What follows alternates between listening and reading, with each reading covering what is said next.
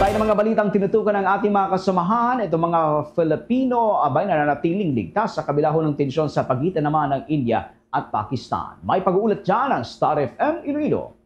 Nanatiling ligtas ang mga Pilipino sa India kasunod ng malawakang pag-atake ng bansa sa siyam na mga lugar sa Pakistan at Kashmir region. Ang nasabing akbang ay kasunod din ng isang nakamamatay na pag-atake sa Indian-administered Kashmir na sinisi ng India sa mga militanteng nakabase sa Pakistan ngunit tinanggihan din ng Pakistan. Ayon naman sa mga otoridad na ang insidente ay nagresulta ng mahigit 70 terorista ang namatay at mahigit 6 na po ang nasugatan. Sa panayam ng Star FM Iloilo kay Star International Correspondent sa India, sinabi nito na walang Pinoy ang nadamay sa nangyaring gulo at ligtas ang mga ito. Opo, sir, sa ngayon po, sa balita po, wala pa namang na-involved na Pilipino sa nangyayaring gulo dito. So, we are safe dito. May mga online Filipino friends po kami na nandoon, pero nalaman po namin na safe naman po sila. Malayo naman po sila sa lugar na yun. Ayon naman sa asawa Walya, pinayuhan ng mga otoridad ang mga mamayan na manatili sa kanilang bahay. Nagbabala naman ang Defense Minister ng Pakistan na maaaring magresulta ito sa all-out war kung ipagpatuloy ng India ang ganitong pangyayari. Civilians are advised to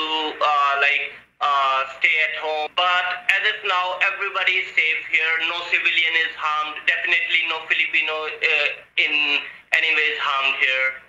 So that's the current situation here, sir. Para sa Bombo Network News, ito si Star DJ Ronnie, nag-uulat para sa number 1 and most trusted radio network in the country, Bombo Radio Philippines. Basta Radio, Bombo!